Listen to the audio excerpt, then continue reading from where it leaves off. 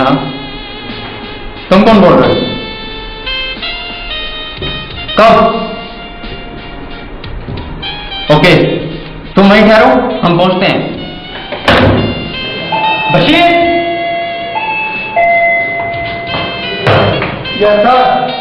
Driver से कहो गाड़ी निकाले, राइडर उबैदुर रहमान का कत्ल हो गया है। Yes sir.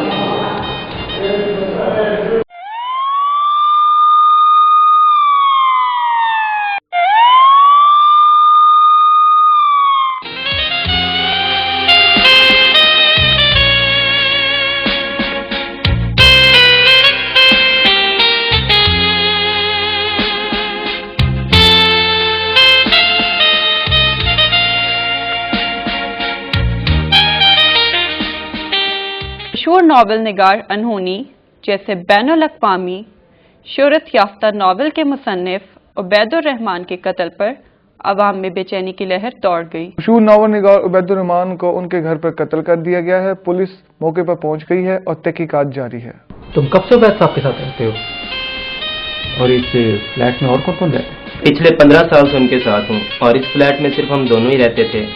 उनके बीवी बच्चे, कोई अजीज रिश्तेदार? उन्होंने अभी शादी नहीं की थी जनाब, और जहाँ तक रिश्तेदारों का ताल्लुक है तो मैंने इतने सालों में किसी को रिश्तेदार की हैसियत से उनके घर आते नहीं देखा। दोस्त अहबाब भी कोई खास नहीं। हाँ, एक शाकिर साहब ही हैं, बल्कि उनके दोस्त हैं, बल्कि उनके भाइयों जैसे दोस्त हैं। शाकिर? राइटर शाकिर काज़मी? आप उन्हीं की बात कर रहे हो ना? जी, मैं उनकी ही बात कर रहा हूँ।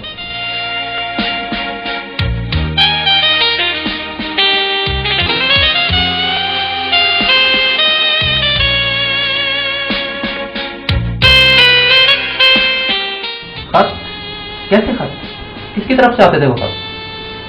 ये तो मालूम नहीं जनाब कि वह खत कौन लिखता था, मगर मैंने महसूस किया था कि उसके पढ़ते ही उबैद सब कुछ परेशान हो जाते थे। एक दो बार मैंने पूछा भी, मगर वो टाल गए। वो अपने साथी कागजात कहाँ रखते? वो बेडरूम में ही बैठकर अपना सारा लिखने पढ़ने का काम करते थे, वहीं उनके कागजात होते हैं। आप मुझे उनके कमरे में ले चलो। जी, आइए मेरे साथ।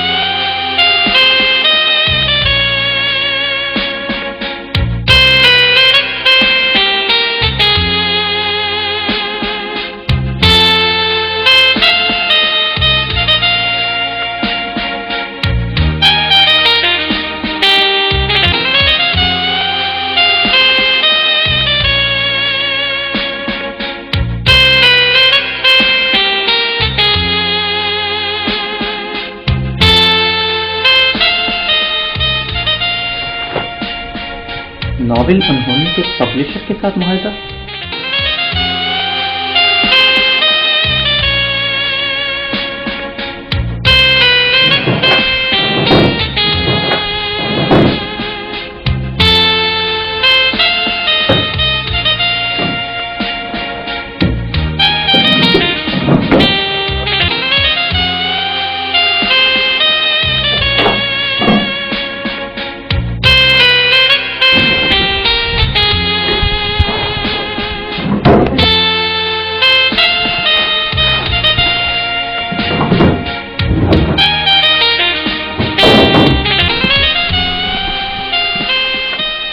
खत यहाँ नहीं है, शायद जाया कर दिया गया या किसी और जगह पहुंचा दिया। तुम्हें उनका सुराग मिले या कोई और खत आए, फौरन रास्ता करना है। जनाब जरूर। और कोई हुक्म? किसी तरह साहब के कातिल पकड़े जाएं, इसके लिए मुझे जो भी करना पड़ा मैं करूंगा। और हाँ, ये फाइल मैं अपने साथ लेकर जा रहा हूँ।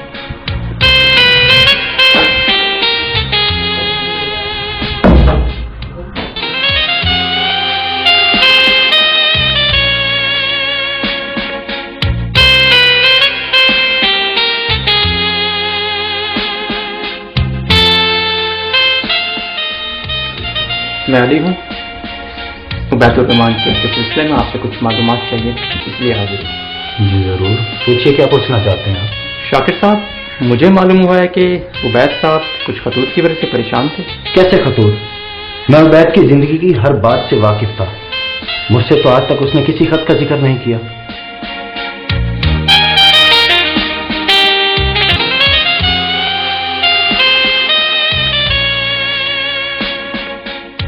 बहुत शुक्रिया शाकिर साहब, आइंदा जरूरत पड़ी तो आपको फिर जहमत देंगे।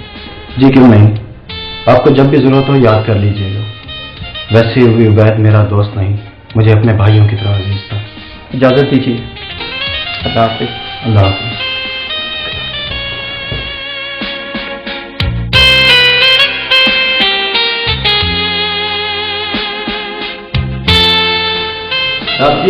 साहब जी, ये कौन खाता है उबैद साहब के नाम?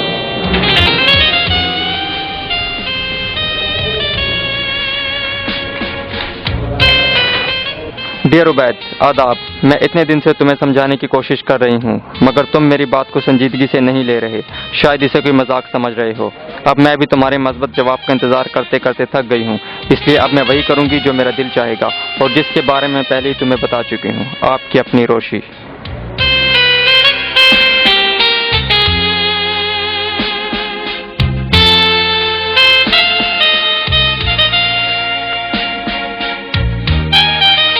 बशीर।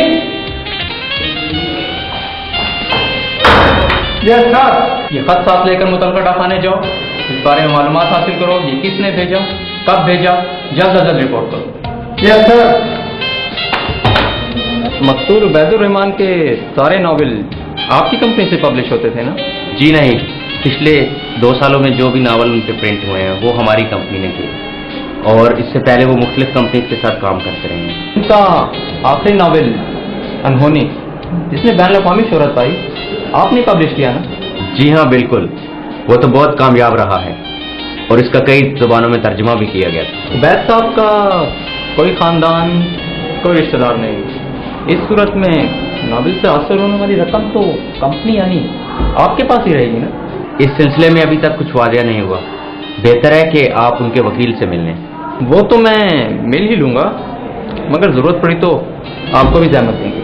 जी जरूर, हम हर खिदमत के लिए हाजिर हैं।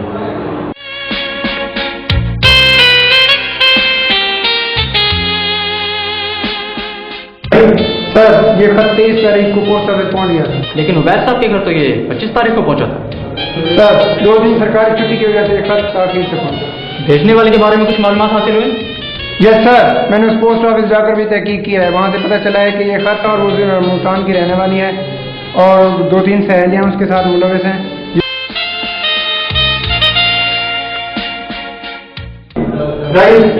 गुड, गाड़ी निकालो, हम अभी वहाँ जाएंगे। उनसे मिलना बहुत जरूरी है। Yes sir. मैं इस केस के सिलसिले में रोशनी से मिलना चाहता हूँ। जी मैं रोशनी का बाप हूँ, मैं तस्दीक करता हूँ।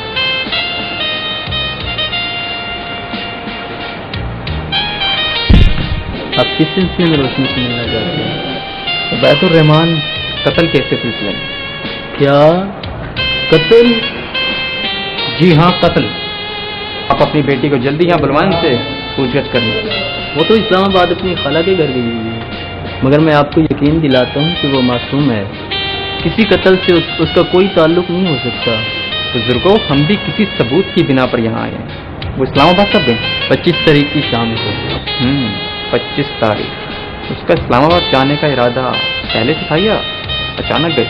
नहीं था, लेकिन अचानक उनका दिल चाहा तो वो चली गई। यानी कत्ल की शाम वो यहाँ से फरार हुई, और आप कहते हो कि कत्ल से उसका कोई ताल्लुक नहीं हो सकता?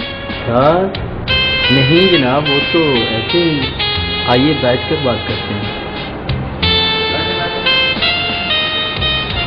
रोशनी के हाथ का लिखा हुआ कुछ ले आए। रोशनी की तस्वीर, इफाला का एड्रेस और फ़ोन नंबर। मगर जनाब, मेरी बेटी ऐसा कोई काम नहीं कर सकती। बुजुर्गों, हमारा टाइम ज़ाया मत करो, ना कार्रवाई में रुकावट डालो। जल्द अज जल्द हमारे मतलूबा अशिया हमें दो।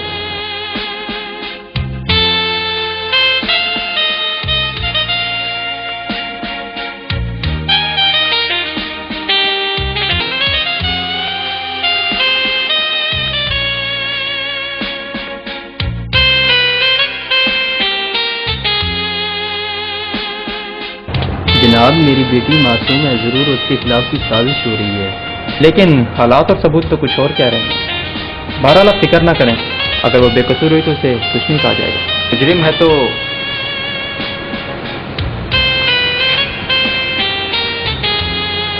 और हाँ, उससे ये कह देना कि खाला के घर से कहीं और फरार होने की कोशिश ना करे, वरना केस और बिगड़ जाएगा।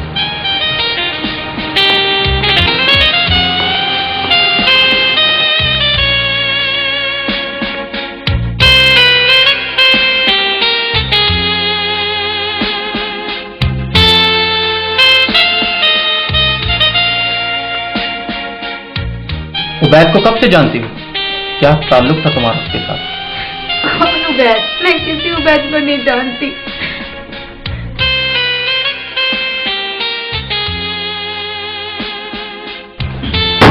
राइटर उबैदुर रहमान, वही उबैदुर रहमान जिसे तुम खत लिखती थी, जिसे तुम धमकियां देती थी, जिसे तुम ब्लैकमेल करती थी और जिसका कत्ल करके तुम इस्लामाबाद फरार हो गई। नहीं, मैंने किसी का कत्ल नहीं किया। ये मुझे बता दे, मैंने कुछ नहीं किया। उबैद को जानती हो कि नहीं? सिर्फ इसी हद तक कि वो एक बहुत बड़े राइटर थे, उसके अलावा मैं उनके बारे में कुछ नहीं जानती। तो फिर उसे खत क्यों लिखती थी? मैंने कभी किसी को खत नहीं लिखा। मैंने कहा ना, मैंने कुछ नहीं किया।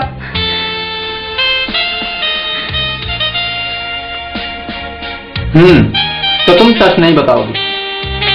मैं कुछ नहीं जानती। प्लीज मुझे घर जाने दो, मुझे घर जाना है।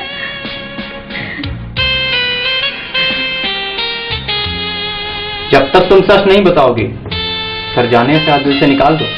शाम तक का टाइम है तुम्हारे पास, सोच लो। ये रहा उबैद साहब का वसीयत। इसके मुताबिक तो उनकी सारी जायदाद ट्रस्ट हो जाएगी। यानी इनके मरने से पब्लिशिंग कंपनी का कोई फायदा नहीं होगा? नहीं, बिल्कुल नहीं। वसीयतनामे की कॉपी मिल सकती है? जी बिल्कुल।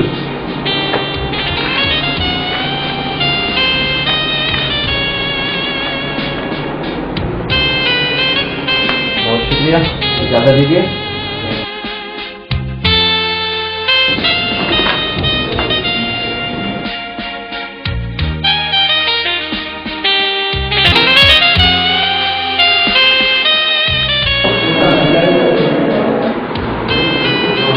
हाँ, तो फिर तुमने क्या सोचा? सच बोलने का इरादा है या नहीं? देखिए, आप मुझसे जो पूछे मैं आपको बताने के लिए तैयार हूँ, लेकिन प्लीज मुझे घर जाने दें। तो तुम शुरू हो जाओ। उबैदुर रहमान से तुम्हारा क्या रिश्ता था और किस बात पर तुम उसे ब्लैकमेल कर रही थी? लेकिन मैं उन्हें सिर्फ इसी हद तक जानती हूँ कि वो एक बहुत बड़े राइटर थे, और हुआ कुछ यूं कि अरे छोड़ो भी, तुम खामखा इन राइटर लोगों से इतना मुतासिर हो रही हो। तुम नहीं जानती, ये नॉवलों में खुद को इतना बहादुर दिखाते हैं, हकीकी जिंदगी में उतने बुज़दिल इंसान होते हैं। हाँ होते होंगे, मगर उबैद साहब के बारे में तुम ऐसा मत बोलो। वो मेरे मोस्ट फेवरेट राइटर हैं। मैं उनके बारे में एक लफ्ज़ नहीं सुन सकती। मुझे यकीन है कि वो हकीकी ज़िंदगी में भी उतने ही बहादुर होंगे जितने इस नावल अनहोनी में नज़र आ रहे हैं। और अगर मैं साबित कर दूं तुम्हारे उबैद साहब एक नंबर के बुज़दिल इंसान हैं, तो नामुमकिन। जो बात है ही नहीं, उसे साबित कैसे करूँगी? तो लगी शर्त? लगी।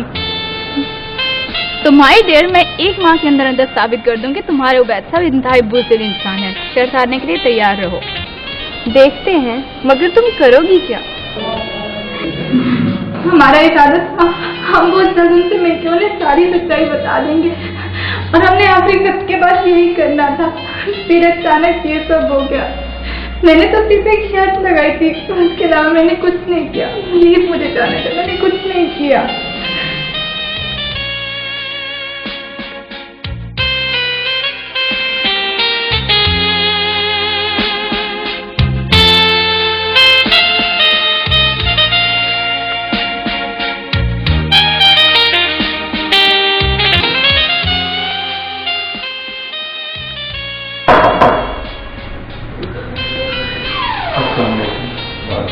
शाकिर साहब जी, आज तशरीफ में